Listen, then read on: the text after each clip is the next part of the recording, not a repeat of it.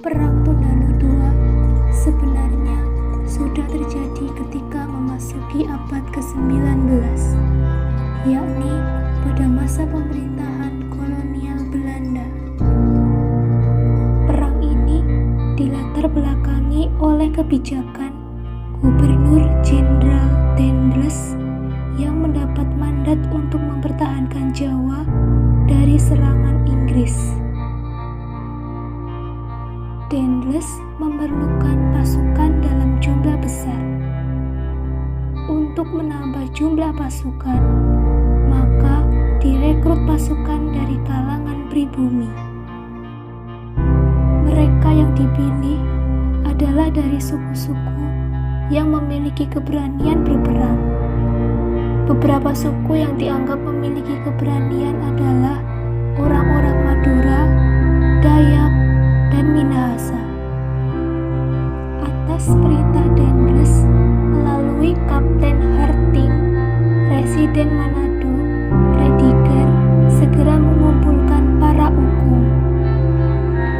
Ukung adalah pemimpin dalam suatu wilayah, walak atau daerah setingkat distrik.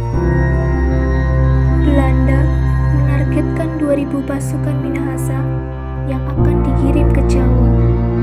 Ternyata orang-orang Minahasa umumnya tidak setuju dengan program Daendels untuk merekrut pemuda-pemuda Minahasa sebagai pasukan kolonial. Banyak di antara para ukung mulai meninggalkan rumah. Mereka justru ingin mengadakan perlawanan terhadap kolonial Belanda. Mereka memusatkan aktivitas perjuangannya di Tondano, Minawanua. Salah seorang pemimpin perlawanan itu adalah Ukung Lonto. Ia menegaskan rakyat Minahasa harus melawan kolonial Belanda sebagai bentuk penolakan terhadap program pengiriman 2000 pemuda Minahasa ke Jawa serta menolak kebijakan kolonial yang memaksa agar rakyat menyerahkan beras secara cuma-cuma kepada Belanda. Dalam suasana yang semakin kritis itu, tidak ada pilihan lain bagi Residen Prediger kecuali mengirim pasukan untuk menyerang pertahanan orang-orang Minahasa di Tondano, Minawanua. Belanda kembali menerapkan strategi dengan membendung Sungai Temberan. Prediger juga membentuk 2 pasukan tangguh. Satu pasukan dipersiapkan untuk menyerang dari Danau Tondano, sedangkan pasukan yang lain menyerang Minawanua dari darat. Tanggal 23 Oktober 1808, pertempuran mulai berkobar. Pasukan Belanda yang berpusat di Danau Tondano berhasil melakukan serangan dan merusak pagar bambu berduri yang membatasi danau dengan perkampungan Minawanua, sehingga menerobos pertahanan orang-orang Minahasa di Minawanua.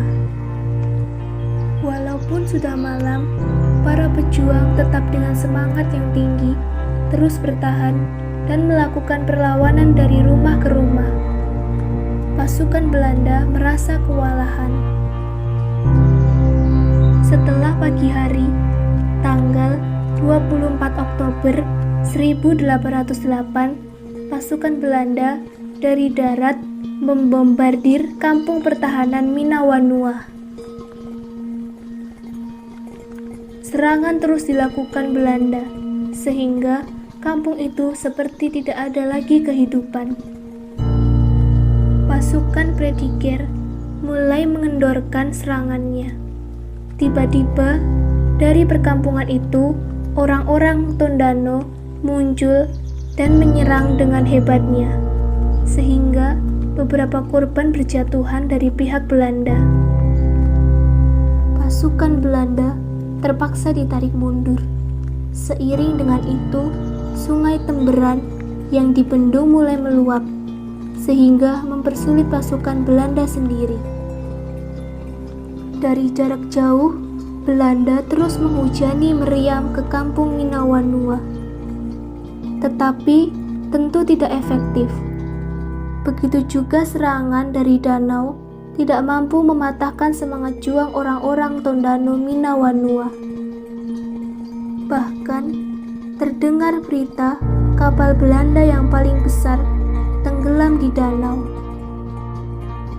Perang Tondano II berlangsung cukup lama, bahkan sampai Agustus 1809. Dalam suasana kepenatan dan kekurangan makanan, mulai ada kelompok pejuang yang memihak kepada Belanda.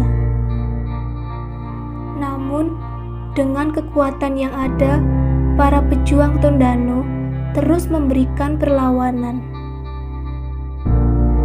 Akhirnya, pada tanggal 4 sampai dengan 5 Agustus 1809, benteng pertahanan Muraya milik para pejuang hancur bersama rakyat yang berusaha mempertahankannya. Para pejuang itu memilih mati daripada menyerah kepada penjajah.